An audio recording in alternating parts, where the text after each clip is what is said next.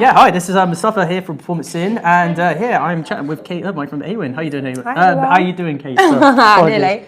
I'm not too bad, thank you. How are you? Yeah, good, thanks, good, thanks. Awesome. It's been a good think tank so far. Yes, it Yeah, has. what are your thoughts on the event?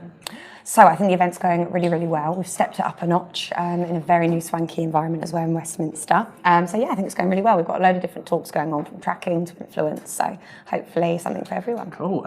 Speaking about influence, we just came out of your practical session with Karina on influence marketing, touching on authenticity. What was sort of the kind of key takeaways from that session? So I think the key takeaways really is how people should be working with influencers in particular, and the need to ensure that your brand values align with the influencers that you're working with in particular. I hope that came across in our talk. I think it did. Cool, great stuff. There's no denying that authenticity is it's a key thing in influencer marketing, and it's obviously impacted the channel. Just how vital is it for advertisers to work on the right influencers while also demonstrating authentic campaigns? So, good question. Hard one to answer. So I think the reason why authenticity is so important, just because we've got the data to back it up. So we mentioned the Nike campaign as a really good example of authenticity in advertisement, and how being a little bit more emotionally led with that can really connect with those consumers and then create so much more brand loyalty through that publisher type. So yeah. Cool, great stuff.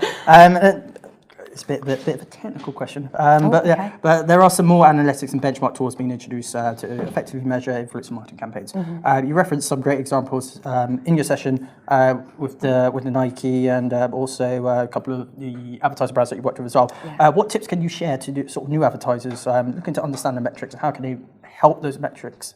Or how can those metrics help them inform their campaigns? Cool. So I think in influencers, we talk a lot about fake following. We talk a lot about bots, and we talk a lot about fake engagement. And I think actually that's the wrong conversation that we should be having there.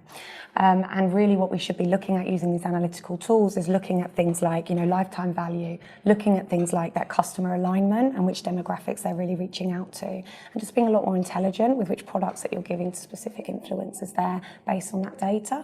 But I think influence is such a human element to it, word of mouth advertisement, and we can get lost in that data. So I think the most important thing away from the analytical tools is common sense. If you know your brand values and you know what your brand aligns with, it's really easy to spot the authentic influencers that will work. Oh, great stuff. Just a couple more questions. So influencer marketing is becoming increasingly more accepted by those in the affiliate space, with large portions of marketing budgets being designated. Why do you think that is? So I think it goes back to that word of mouth marketing, right? And we mentioned in the talk, so influencers have such a unique space in the advertising world. They've changed the conversation, they've pushed through that door, and they openly advertise, and consumers are happy with that, which is what's so fantastic. As consumers, we've created this automatic door when we listen to advertisements, and influencers have always come in with a very loud mouth going, listen to me, this is my recommendation, and consumers just really value that trust. Oh, great stuff. And sort of, despite the headlines of influencer marketing, I know you mentioned some bad examples as well in the session. So the channel's rapidly overtaking traditional media platforms. With more acceptance, do you think influencer marketing has the potential to achieve even greater results with few limitations?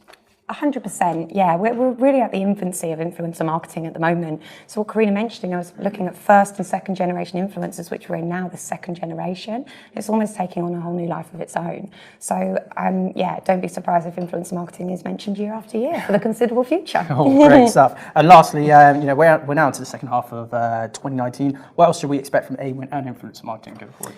So we've recently released our Publisher Master Tag, which is one of the fantastic things for influencers, especially people with content sites as well. So this whole plug and play approach, giving influencers the power to utilize different pieces of technology and be able to kind of convert at the point of inspiration. So you've seen it with our partnership with Monoto, with the Publisher Master Tag. We're going to see a lot more technologies out there for these influencers to take advantage of and really catch people at that inspirational moment. So stay tuned. Great stuff. Thanks again, Kate, for taking time to talk to Performance In. No problem. Great influencer marketing session as well. And enjoy the rest of the film tag. We'll speak to you soon. Thank you so much. Cheers, guys. Cheers.